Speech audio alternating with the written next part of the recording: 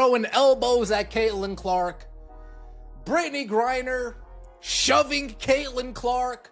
Brittney Griner just can't help herself. She has periods throughout the game where she just acts. The physical contact seen in that moment goes beyond what many fans would consider a routine basketball play. To some observers, it reflects the type of veteran presence often used to test and challenge younger players as they establish themselves in the league. When veteran center Brittney Griner appeared to lean into Caitlin Clark during the sequence, it immediately sparked discussion far beyond the court at Gainbridge Fieldhouse. The play became another example in the ongoing debate surrounding the physical defensive attention directed toward one of the league's most high-profile young stars. Although officials did not call a moving screen or assess a flagrant foul on the play, replay angles led many viewers to question whether the contact involved more than a standard screening action. Critics argued that the defender appeared to make a deliberate effort to redirect the offensive player, while others viewed it as part of the physical nature of professional basketball. The larger issue raised by the sequence centers on officiating consistency. Fans, analysts, and commentators continue to debate how referees should balance freedom of movement rules with the traditional physical style that veteran players have long brought to the game. As a result, moments like this quickly become focal points in broader conversations about player safety, officiating standards, and how emerging stars are defended throughout the season. Brittney put a little extra in that, a little extra elbow in that, a little extra lean in that, a little extra I'm gonna make you feel it in that. Folks, you look at the still of this, yeesh. You see Brittney, you look at the still, you see Brittney Griner's elbow extended. When the broadcast footage is slowed down frame by frame, many viewers focus on what appears to be an extension of the lead elbow during the play. Rather than looking like a routine stationary screen intended to free a teammate, the sequence can be interpreted as a more physical upper body lean directed at a smaller guard fighting over the top of the defense. What has fueled the debate among fans and analysts is the perceived inconsistency in officiating standards. Comparisons have quickly been made to earlier games in which Caitlin Clark was called for offensive fouls or illegal screens that generated significant discussion, and at times, concerns about foul trouble. In contrast, critics argue that this particular play involved noticeable contact, yet did not result in a whistle or a formal review. That difference in interpretation has led some observers to question whether similar actions are being judged differently depending on the players involved and the context of the play. Whether one agrees with that assessment or not, the broader conversation centers on consistency.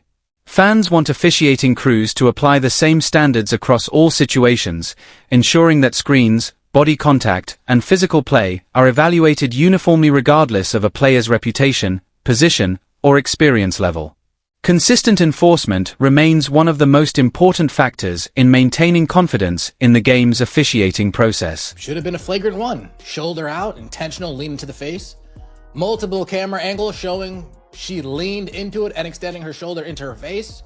You better submit an elevation for this. Something tells me the Indiana Fever aren't going to submit. An apparent lean into the facial contact area would typically draw additional scrutiny under modern player safety standards, often prompting officials to consider a video review for a potential flagrant foul. Multiple broadcast angles appeared to show the defender moving into the point of contact rather than simply holding position, which fueled debate among fans and analysts. Despite the availability of instant replay technology at the scorer's table, the officiating crew chose not to stop play for a formal review. That decision quickly became a point of discussion, especially among viewers who believed the sequence warranted a closer look. The situation became even more notable because the Indiana Fever sideline did not pursue an immediate challenge or visibly escalate the matter during the game.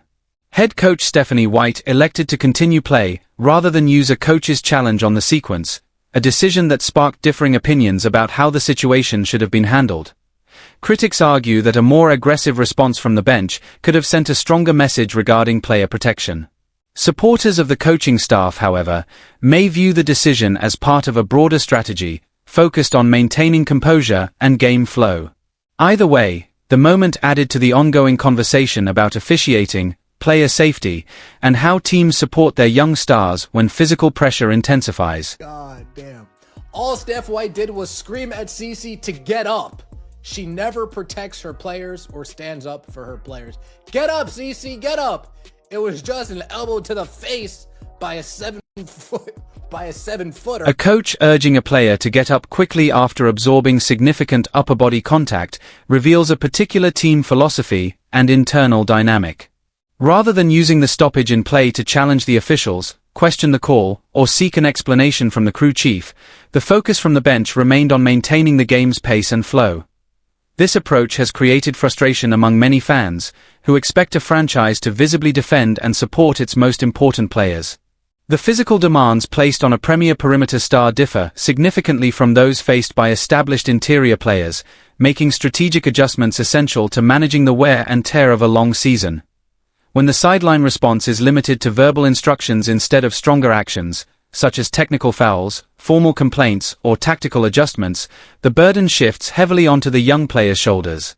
As a result, critics argue that opposing defenses may become more comfortable increasing their level of physical play, knowing there is unlikely to be a strong reaction from the bench.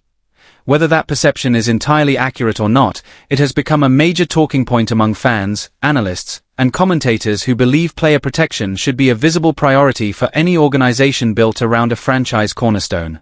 Talking about the speculation, about the vision within the team, Steph White adds, if we're going to continue to create news from fans on social media or bots on social media or whatever it may be, then that's a problem. The tension is no longer limited to what happens on the basketball court. It has extended into post-game press conferences, where the relationship between the team and the media appears to be growing increasingly strained. When a head coach publicly attributes internal division to social media narratives, content creators, or online speculation, it often reflects a defensive response to concerns about team chemistry. In most cases, locker room stability is not disrupted by outside commentary alone, unless those narratives resonate with frustrations that already exist within the organization. By dismissing structural concerns as nothing more than internet noise, teams risk overlooking the deeper issues creating pressure behind the scenes. Under the intense spotlight that accompanies unprecedented media attention, every challenge becomes magnified and every decision receives greater scrutiny. The reality is that the perceived division may not be entirely an external creation. Instead, it can be viewed as a reflection of the difficulties that arise when a franchise attempts to blend a highly publicized rookie class with established veterans who have already built their identities within the league. Successfully managing that transition requires strong leadership, clear communication, and a unified vision, qualities that become even more important when expectations are at an all-time high. You know who's giving you a lot of that division? Who's reporting that? Dan Dockich. Do you know where he's getting that news from? Inside the building. He's getting that news from Lynn Dunn. He's getting that news from Kelly Krauskopf. He's getting that news from... Locker room leaks do not simply appear out of nowhere, nor do they originate from random accounts on social media. When respected regional sports journalists begin reporting specific details about internal tensions, they are often working from information provided by sources connected directly to the organization.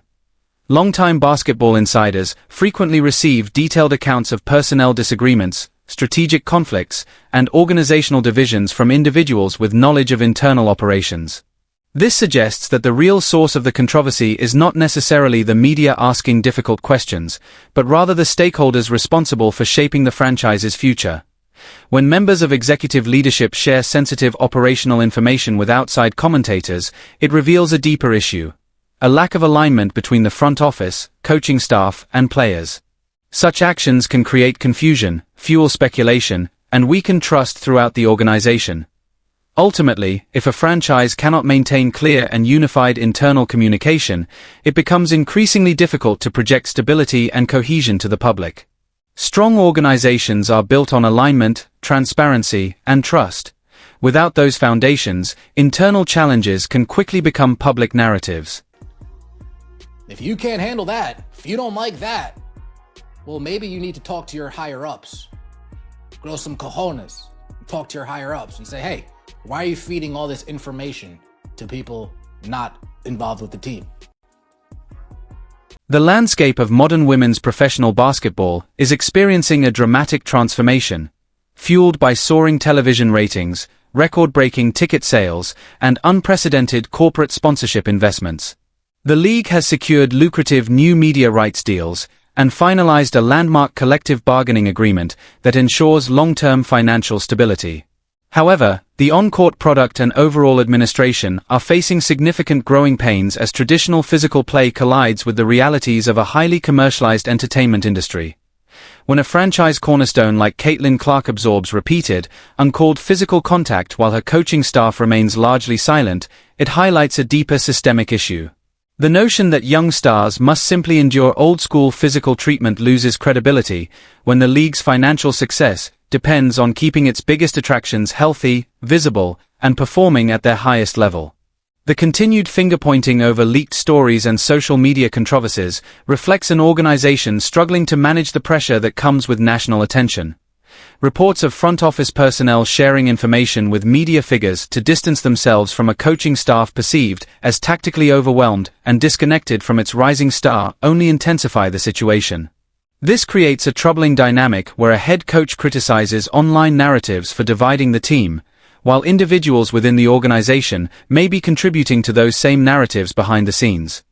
The relationship between established veterans and emerging generational talent will continue to shape the game's physical boundaries. If officials continue allowing significant contact to go unchecked, and coaching staffs refuse to accumulate technical fouls while defending their players, the product risks becoming a showcase of physical punishment rather than elite basketball skill. Asking young stars to navigate these challenges entirely on their own is neither sustainable nor beneficial to the sport's growth. As sponsorships expand and financial stakes reach unprecedented levels, patience for organizational dysfunction will continue to shrink.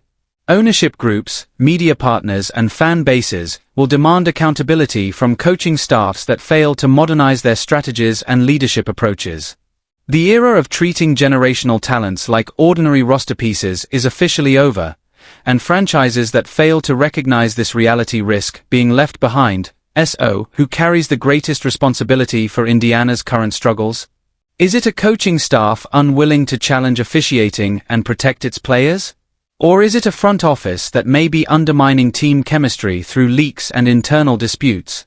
You can't assign the same blame to both sides for the exact same problem. Pick your side in the comments, subscribe for more data-driven sports analysis, and let me know what you think happens next. Take it easy.